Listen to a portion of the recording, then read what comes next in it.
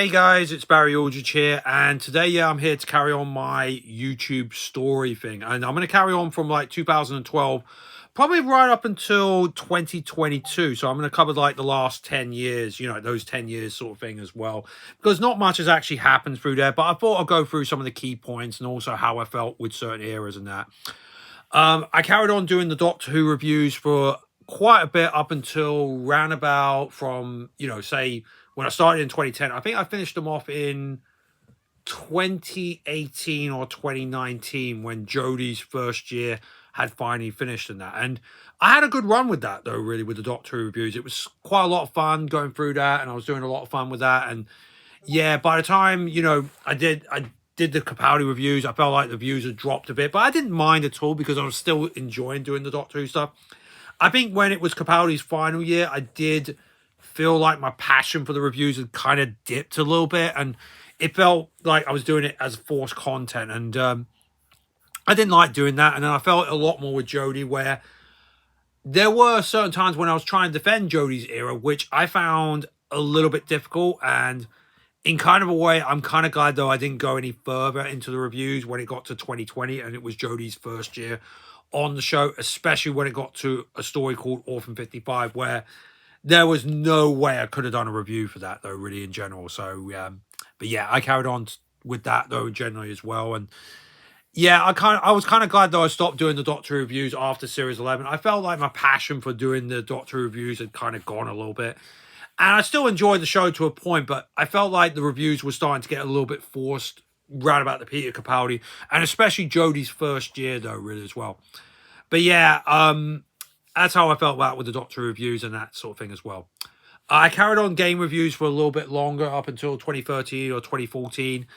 Again, I felt like they were becoming a little bit forced. It felt like it was becoming a job rather than a hobby, which that's kind of like a weird thing as well. And yeah, like I said, it was always interesting to see how it goes from there and that. And it was fun, but at the same time, I was like, when I got into the PS4 era, I was more doing gaming just more for the fun of it, rather than just doing a video where I did a review or an unboxing. I just lost focus on that as well. So I just focus more on the vlogging aspect. I don't blame people for stop watching the content, no question about it, and that as well.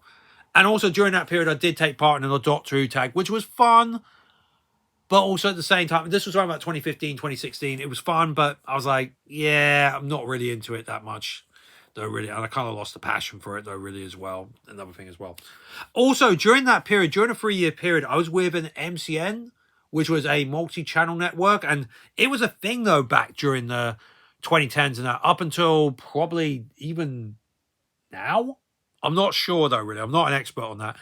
And it was with a company called Base 79, and they saw some of my programs. I think they were just trying to get every single partner that they can up there. But I was actually very grateful in that. I remember going to a meeting, and their offices were right near Waterloo Station, right virtually next door of it. And I had a bit of fun with it as well. And I met one or two people there. We thought, yeah, they had a connection with the BBC where they can get us into the Olympics, which was a bit of a joke thing. But I knew that wasn't going to happen, though, really. But that was my best friend. My best friend came along. But I felt like they were more into trying to acquire people in that. So, yeah, but it was nice. It was nice just to try that out as a little experiment. And then by mid 2015, I said to the guys, look, I don't think you helped me out too much, but let's end it right there and that. I said, I might move on. I don't want to do this and that and the other. And I felt like I'm glad, though, I actually left that sort of scenario. They were sad that I was leaving. They eventually became Brave Bison. I think they're under a different name, though, nowadays, but, but I didn't mind, though, really. But we wished each other well, so I had another month left. And then once that month went up, I was an independent YouTube partner and that. And yeah, I wasn't making any serious money, though, with YouTube, but so I was actually cool with that. I just kind of treated YouTube more as a kind of a hobby because I knew there was no way I was going to make some serious bank unless I was a lot younger. Because I felt like I had my moment with YouTube. I had a few videos featured in that, and I was put on the front page a few times. So I was kind of glad about that, though, really, as well. And also, I didn't like where YouTube was going in terms of their corporate direction, but I can understand why, because they have to keep it going in that. And then I was let go of the YouTube Partner Program, I think in 2017 or 2018, which it didn't bother me so much. I know there were certain YouTubers that were very, very upset about it, but for me, it wasn't a big bother. For me, yeah, I kind of lost my passion with YouTube for a little bit around about the point where I was still doing vlogging and also doing the Doctor Who reviews around about that time. So yeah, that sort of thing as well. I went to a couple of events, like a couple of film events, whether it was like back in a Kickstarter, Indiegogo, or if I was invited by one of the filmmakers. It was still kind of a bit fun though, as really as well. Round about also that point as well, near the end of the 2010s and heading into 2020s, I was really getting back my passion with FMV games, and I was able to become a producer of one FMV game. I did a voiceover in another, and these were done by developers who were also eventually the publishers of their own games, which was actually really cool though, really. I'm still proud though to have done it though, really, as well.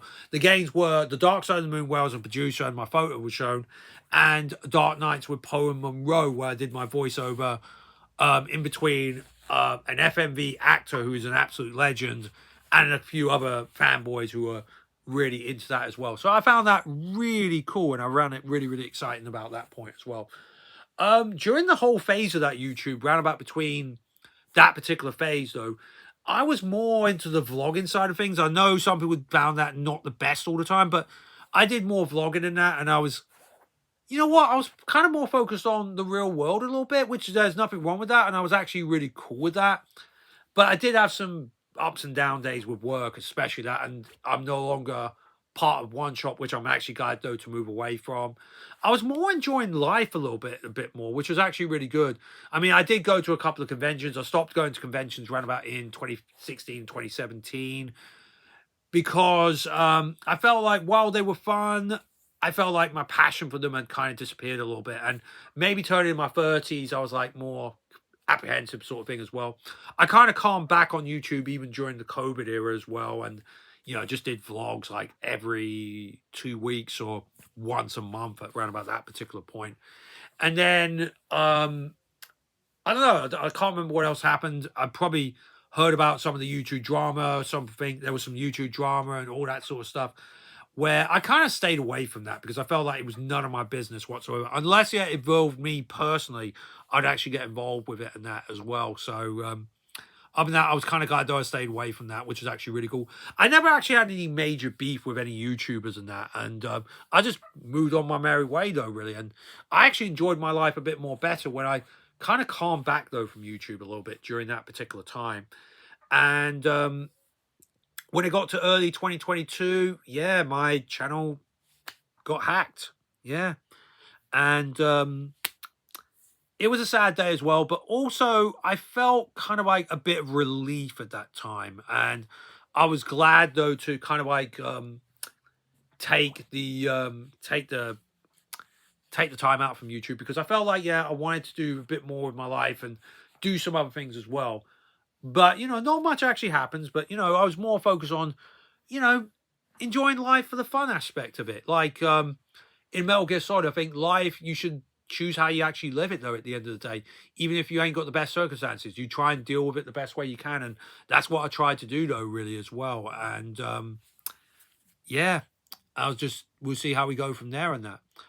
I may do one more video of this YouTube story thing where I just talk about what made me decide though to come back and how long do I think I'll keep going with this.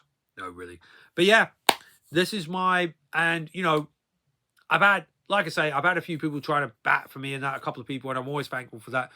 But I think I really needed a break from YouTube at that point. I did have a few people ask me to come back, which I will revisit in the next video and what made me decide though to come back.